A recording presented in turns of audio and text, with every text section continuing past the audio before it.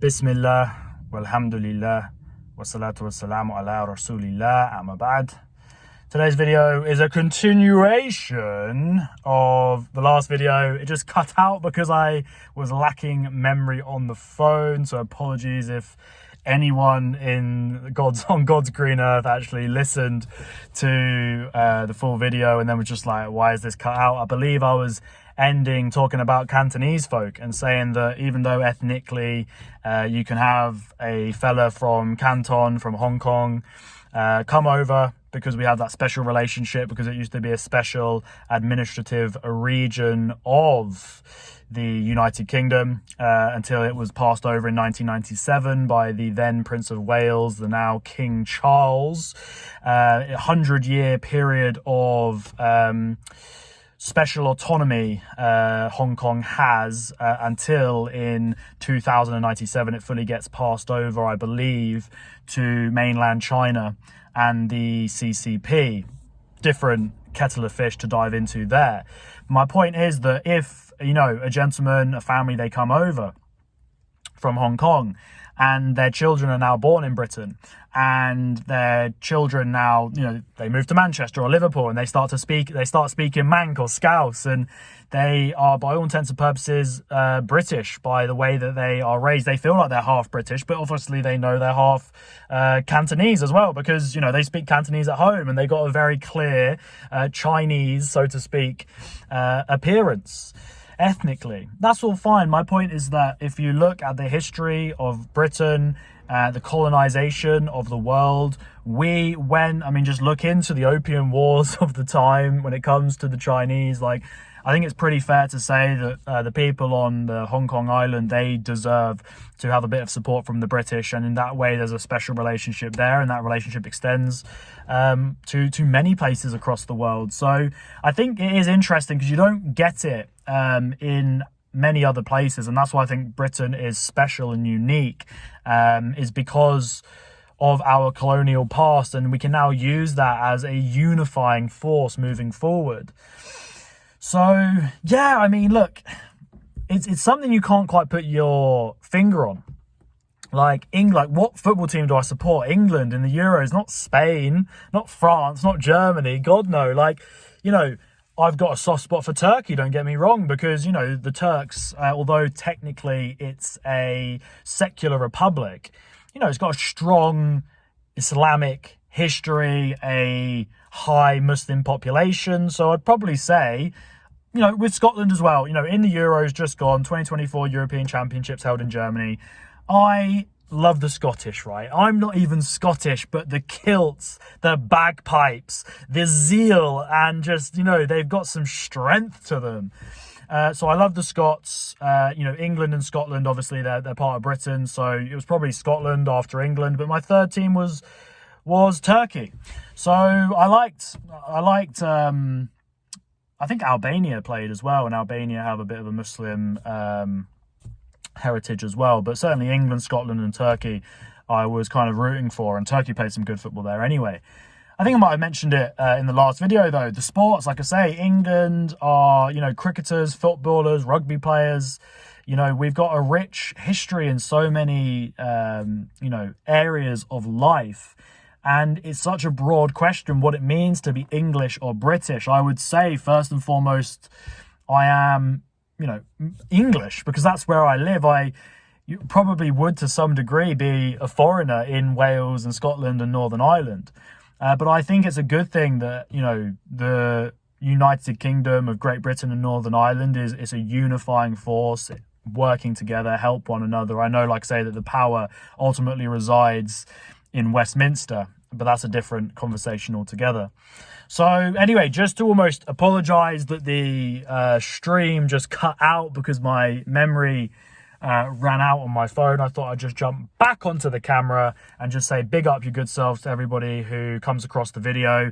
It's an honor to be an Englishman, to be a Briton, and it's also an honor to be a Muslim, and that combination, I think, is obviously powerful because it creates a point of reflection for people who have ignorance around the faith of Islam. I love comparative religion. I love all religion. Religion is in so many ways synonymous. That is to say, it comes two peas in a pod with what it is to be human, to question our mortality, to question our place in this universe, what it all means, why we're here, where we're going. This is fundamental, and it's a rich cultural heritage that we have in this country of paganism and Christianity, and now, whether we like it or not, Islam has become a part of that dialogue, and it became a part of it hundreds of years ago when the Britons made contact with the Muslim population, and to be honest, came as quite a domineering authoritarian force, and they were never invited to these lands. And now it's kind of ironic that people are worried about the backlash, people coming back over here. And look, I completely understand the fear and the hesitation around immigration. I 100% get that, and that's why, although I think it's a shame that it is often coupled with misguided and racist sentiments, there is kind of some truth at the heart of it. But look, we need a strong British identity, 100%, hands down. We need a strong British identity. That's what binds communities together. That's what allows people to live together harmoniously. So yeah, I mean, obviously it's a fantastic debate or conversation to have, and please do comment down below any of your thoughts and theories, queries, questions about such a thing. Something that's come to mind is the whole thing about being a traitor to my land, because being a Muslim, and I've spoken about it many times before, but I think because the majority of the population now are disbelievers, non-believers, atheists, just kind of normal secular living by their whims and desires kind of folk, I think that's a higher status of treachery to what it truly means to be of this island, of this nation. This nation, fundamentally, if you're talking about England and Britain, was predicated on God. It was really a divine, the divine rule of kings. You go right back to the Christian folk fighting against the pagan Danes and Northmen. So to abandon God entirely, which obviously Islam does not do, and you can look to many different denominations and different creeds of Christianity who recognize Islam as a legitimate faith, who its believers will escape the hellfire because of their monotheistic belief.